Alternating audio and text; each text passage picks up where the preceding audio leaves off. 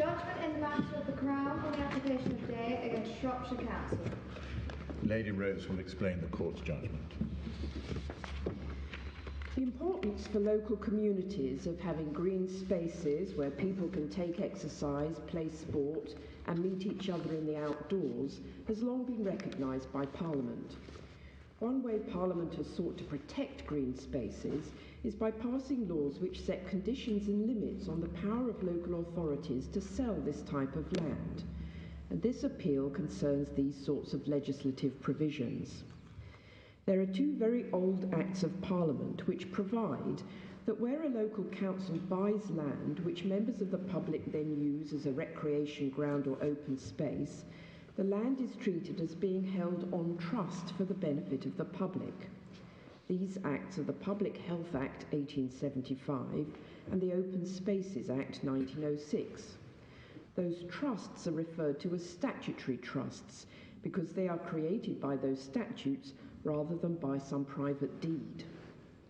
More recently, Parliament has also made laws which allow the local council to sell that land and to end the public's right of access to the land, but only if the council complies with particular conditions. So sections 123 subsections 2A and 2B of the Local Government Act 1972 provide that before selling this kind of land, the council must advertise that they intend to do so in the local newspaper for 2 consecutive weeks. They must then consider any objections to the proposed sale that they receive. If the council still decides to go ahead with selling the land having complied with that procedure, then the statute says that the land is freed from the trust and the public no longer have a right to use the land as they did before. These provisions are clearly designed to ensure that members of the public should have the opportunity to find out about and object to the proposed sale of statutory trust land. The important question of law that this case raises is what happens to the public's right to use this type of land when a local authority sells the land but fails to comply with these statutory requirements. The land that is at the centre of this dispute lies in Shrewsbury, which is the county town of Shropshire. In October 2017, Shrewsbury Town Council sold the public trust land to a company, CSE Developments Shropshire Limited, which I will refer to as CSE. At the time, Shrewsbury Town Council did not realise that the land was subject to a statutory trust, and so it did not comply with the necessary advertisement procedure under section 123(2)(a) of the Local Government Act 1972. CSE then applied for and was granted planning permission to build houses on the land by Shropshire Council. Of course, Shropshire Council did not take the existence of the statutory trust into account in deciding whether or not to grant planning permission because they did not at that stage realise that the trust existed. The appellant, Dr. Day, is a local resident who lives near the recreation ground and who opposes the development. He argues that because the council did not advertise their intention to sell the land, the trust still binds the land, even though the land is now owned by CSE. The High Court dismissed Dr. Day's application for judicial review.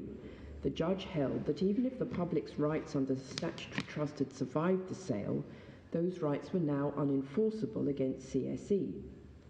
The Court of Appeal dismissed Dr. Day's appeal, although their reasoning differed from that of the High Court. They held that the public's rights under the statutory trust were extinguished on the sale of the land. Dr. Day now appeals to the Supreme Court.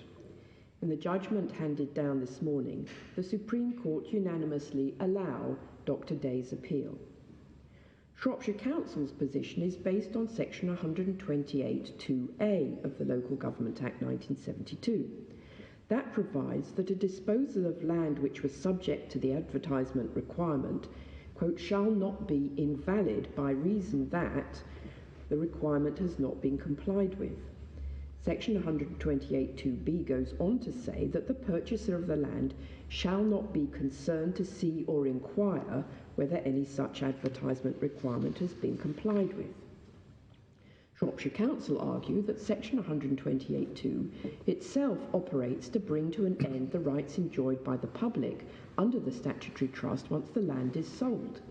Otherwise, they say, it is rather misleading of Parliament to say that a purchaser like CSE shall not be concerned to see or inquire whether the council did advertise.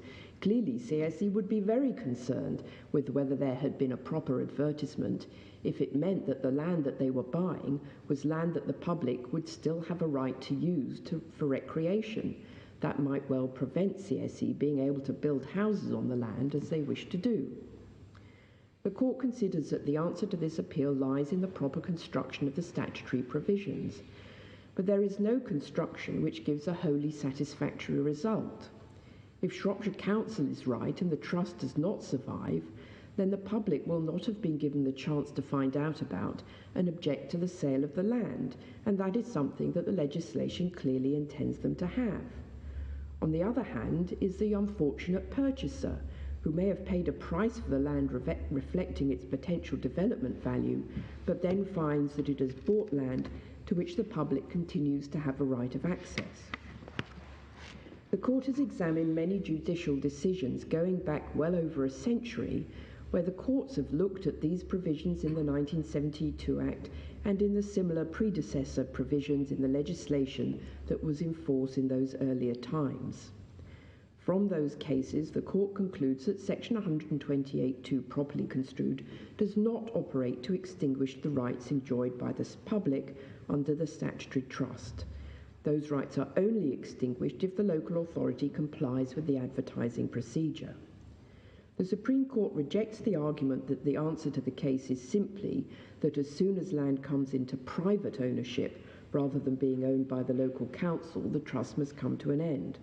There is no support for such a conclusion in the earlier cases, and additionally, cases that deal with similar legislation about the public's right to use village greens and public highways suggest that those analogous public rights can coexist with private rights.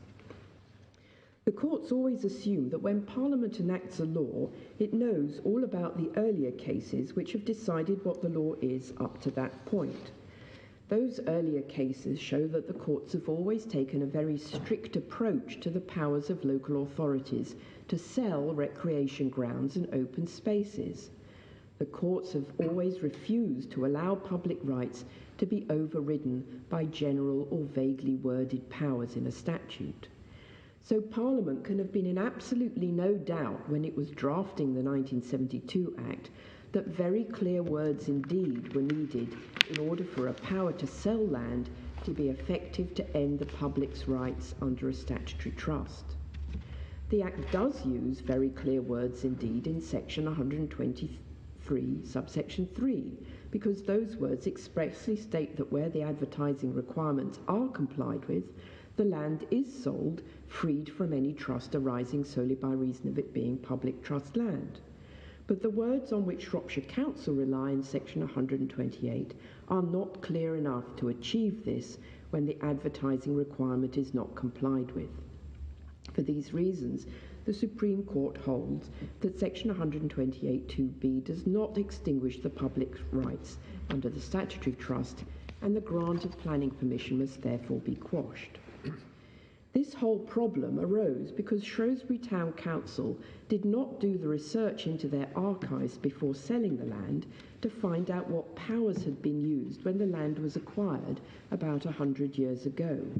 It was Dr. Day, when he found out about the grant of planning permission to develop the land, who then carried out that research, and he then discovered that the land that had been sold in 2017 was subject to a statutory trust.